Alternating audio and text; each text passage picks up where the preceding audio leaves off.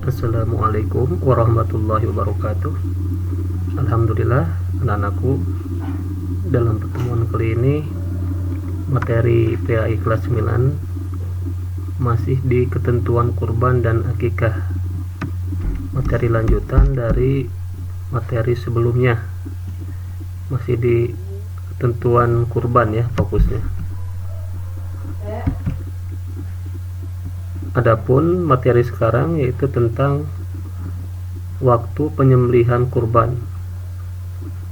Waktunya yaitu setelah sholat Idul Adha tanggal 10 bulan Zulhijjah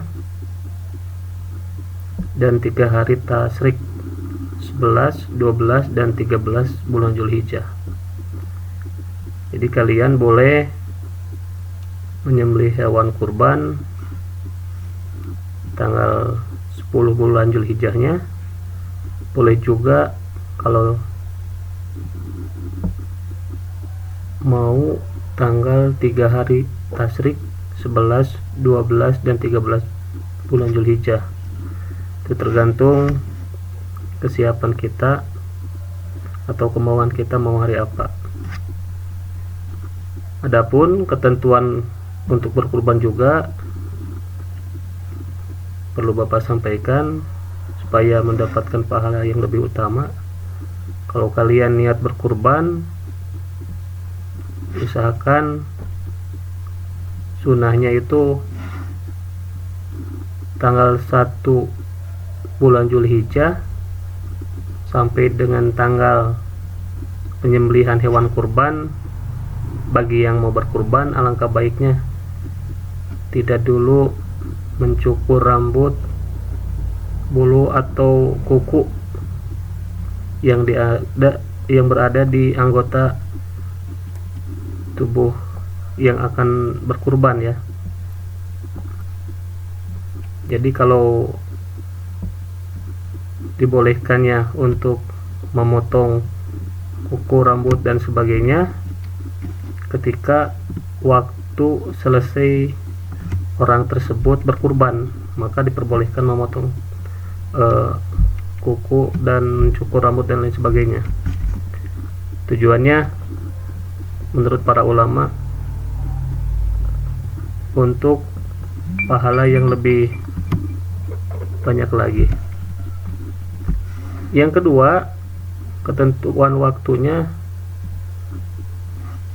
Yang untuk orang yang berkurbannya atau sohibul kurban disunahkan menyembelih hewan kurbannya sendiri.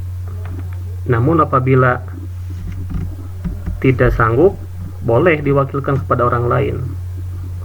Hal ini dipersilahkan.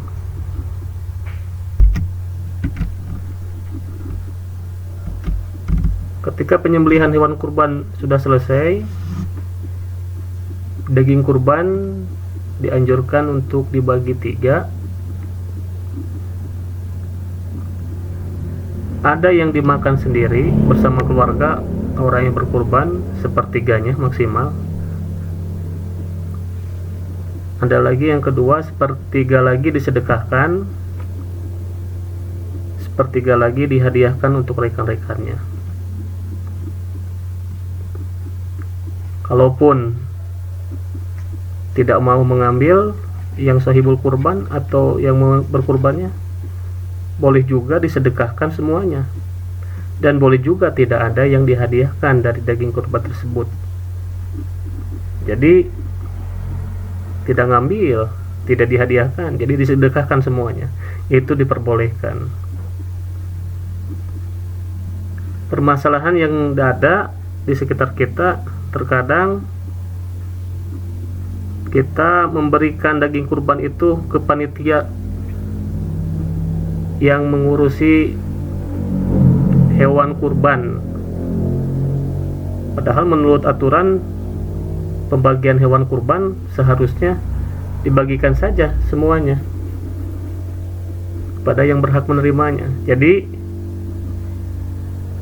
yang mengurusi, yang menyembelih atau yang mengolah, mengatur daging hewan kurban itu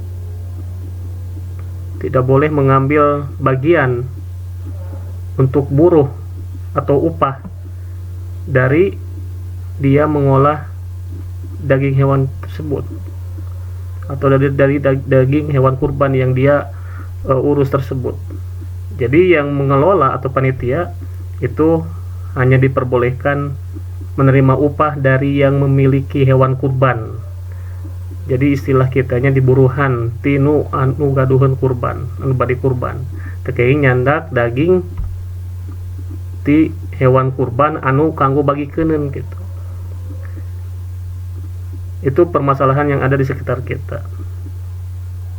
Bagusnya semuanya dibagikan atau disesuaikan dengan anjuran-anjuran yang tadi telah disebutkan menjadi 3 bagian tersebut. Jadi kalau mau berkurban, siapkan dulu dengan upah kepada panitia atau pada orang yang akan mengurus daging kurban tersebut. Jadi tidak diperbolehkan memberi upah dari daging kurban yang diurus atau diolah oleh panitia atau orang tertentu yang kita perintahkan untuk mengurus daging tersebut. Sekali lagi, harus menggunakan upah dari pemilik hewan kurban tersebut.